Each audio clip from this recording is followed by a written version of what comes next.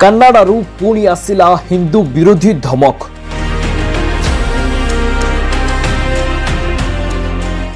ଏଥର ପନ୍ନୁକୁ ପିଏମ୍ ମୋଦି ଦେବେ ପାନେ।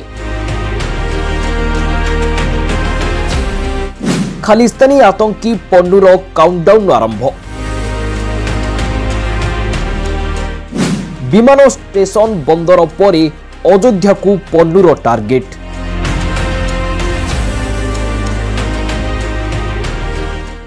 16-17 ତାରିଖରେ ଉଡ଼ାଇ ଦେବ କି ମନ୍ଦିର?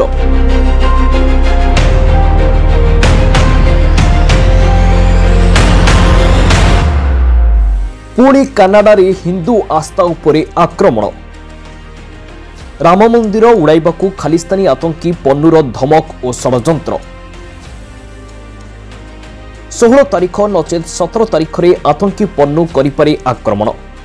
ଭିଡିଓ ବାର୍ତ୍ତା ଜାରି କରି ମୋଦି ଓ ଯୋଗୀ ସରକାରଙ୍କୁ ଚେତାଇଛି ପନ୍ନୁ। ଏଥିସହ ଆରମ୍ଭ ହୋଇଯାଇଛି ରାମ ମନ୍ଦିର ବିରୋଧୀ ଷଡ଼ଯନ୍ତ୍ରର କାଉଣ୍ଟଡାଉନ୍। ଅନ୍ୟପଟେ ଏହି କାଉଣ୍ଟଡାଉନ୍ର ଓଲଟା ଗଣତି ଆରମ୍ଭ କରିଛନ୍ତି ପ୍ରଧାନମନ୍ତ୍ରୀ ନରେନ୍ଦ୍ର ମୋଦି। କାନାଡାରେ ବସି ଧମକାଉଥିବା ପନ୍ନୁକୁ ପାନେ ଦେବା ପାଇଁ ୟୁପି ସିଏମ୍ ଯୋଗୀ ଆଦିତ୍ୟନାଥ ବି ଆଲର୍ଟ ହୋଇଯାଇଛନ୍ତି। ତେବେ କେମିତି ପନ୍ନୁକୁ ପାନେ ଦିଆଯିବ ତାର ଖୁଲାସା ଆମେ ଆଗକୁ କରିବୁ, କିନ୍ତୁ ପ୍ରଥମେ ଜାଣନ୍ତୁ ଆତଙ୍କୀ ପନ୍ନୁ କରିଛି କ'ଣ। ବର୍ଷେ କି 2 ବର୍ଷ ନୁହେଁ, ଦୀର୍ଘ 500 ବର୍ଷର କଳା ସଂଘର୍ଷରେ ଅଯୋଧ୍ୟା ରାମ ମନ୍ଦିରରେ ପୂଜା ପାଉଛନ୍ତି ରାମଲାଲା। କୋଟି କୋଟି ହିନ୍ଦୁଙ୍କ ଗର୍ବ ଅଯୋଧ୍ୟା ରାମ ମନ୍ଦିର ଉପରୁ ତଥାପି ହଟୁନି ବିପଦର ବାଦଲ। ମନ୍ଦିର ପ୍ରତିଷ୍ଠା ହେବାର ବର୍ଷେ ବି ପୂରିନଥିବା ବେଳେ ମନ୍ଦିର ଉପରକୁ ଏଭଳି ଧମକ ପ୍ରତିଟି ହିନ୍ଦୁଙ୍କ ଆସ୍ଥାକୁ ଆଘାତ ଦେଇଛି। ହିନ୍ଦୁମାନଙ୍କ ଧାର୍ମିକ ଆସ୍ଥାକୁ ଟାର୍ଗେଟ କରି ଅଯୋଧ୍ୟା ମନ୍ଦିର ଉପରକୁ ବୋମା ମାଡ଼ ଧମକ ମିଳିଛି, ଯାହାକୁ ନେଇ ଏବେ ଉତ୍ତରପ୍ରଦେଶର ଚାରିଆଡ଼େ ଆତଙ୍କର ମାହୋଲ ଖେଳିଯାଇଛି। ମନ୍ଦିର ଉପରେ ବୋମା ମାଡ଼କୁ ନେଇ ଲୋକେ ଭୟଭୀତ ହୋଇପଡ଼ିଛନ୍ତି। ମନ ଭିତରେ ଛନକା ପଶିଯାଇଛି। ମନ୍ଦିର ଉପରେ ଯେଉଁଭଳି ଗୋଟିଏ ଦାଗ ନ ବସୁ ସେଥିପାଇଁ ଏବେ ଉତ୍ତରପ୍ରଦେଶ ସରକାର ହାଇ ଆଲର୍ଟ ମୋଡରେ ରହିଛନ୍ତି। ସୁରକ୍ଷା ପାଇଁ ସବୁ ବ୍ୟବସ୍ଥା କଡ଼ାକଡ଼ି କରାଯାଇଛି।